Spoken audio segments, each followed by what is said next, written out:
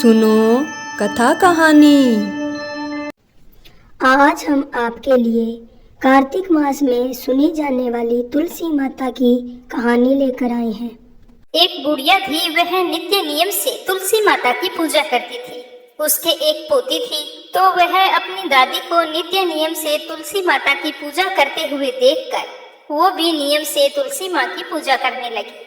अब वह रोजाना सुबह जल्दी उठती, स्नान करने के बाद में सबसे पहले तुलसी माता को जल अर्पित करती, उसी के बाद कुछ खाना पीना करती थी। धीरे धीरे उसका यह नियम बन गया कि वो तुलसी की पूजा किए बिना कुछ भी नहीं खाती पीती थी। इस तरह समय बीतता गया। समय के साथ वो कन्या बड़ी हो गई। जब वो कन्या शादी लायक हुई तो उसके माता पिता ने एक अच्छे से घर में उसकी शादी करवा दी। शादी के बाद जैसे ही वो ससुराल के लिए विदा होने लगी तो उसकी दादी माँ ने उसे एक तुलसी का गमला दिया और कहा कि बेटा, नियम से इसकी पूजा ससुराल में भी करना, इससे तुम्हारे घर में सुख सौभाग्य की वृद्धि होगी। तो वह बड़ी ही खुशी से अपनी दादी माँ से उस गमले को लेकर ससुराल चली गई और रोजाना सुबह जल्दी उठती और फिर स्नान करके तुलसी माता की पूजा करती। उसी के बाद में चाय पीती। ससुराल में उसके 2 जेठानियां थी। वो उसे इस तरह पूजा पाठ करते देखती तो ईर्ष्यावश उसका मजाक उड़ाती थी। कहती कि बड़ी आई नियम धर्म वाली, सारे शास्त्र तुम ही जानती है। सुबह का काम काज ना करना पड़े इसीलिए बहाना बनाकर तुलसी की पूजा करने के लिए बैठ जाती है। ऐसा करते करते एक दिन दोनों जेठानियों ने कहा कि क्यों न आज हम इसका गमला छुपा देते हैं, देखते हैं कि ये पूजा कैसे करे। तो उन्होंने ले जाकर एक जगह तुलसी का गमला छुपा दिया। वह कन्या स्नान करके इधर उधर गमला ढूंढती रही।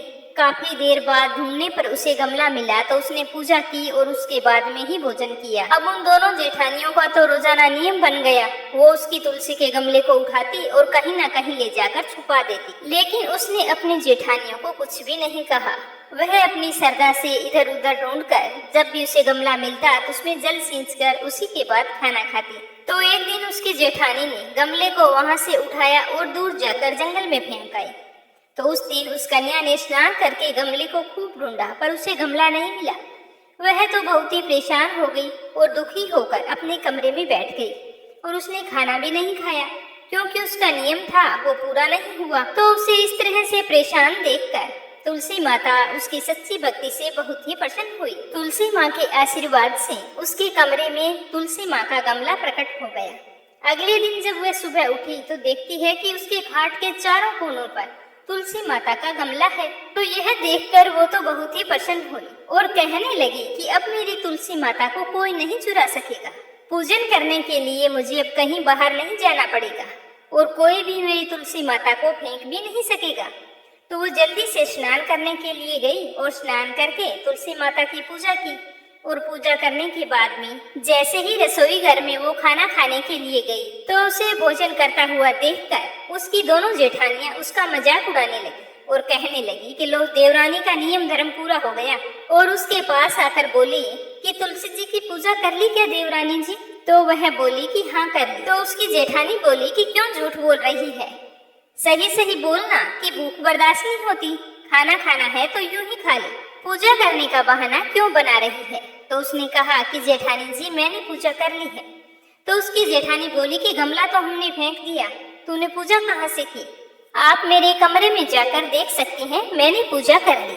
तो अपनी देवरानी की इस तरह बात सुनकर दोनों जेठानियां भागकर उसके कमरे में गई।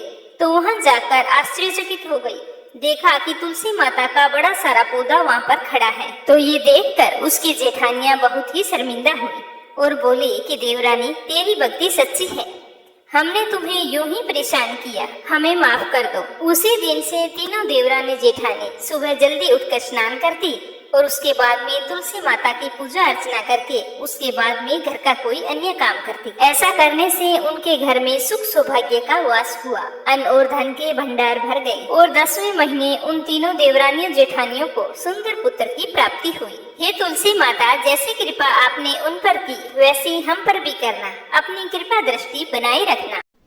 श्रोताओं, यह थी तुलसी माता की कहानी। जय श्री हरि।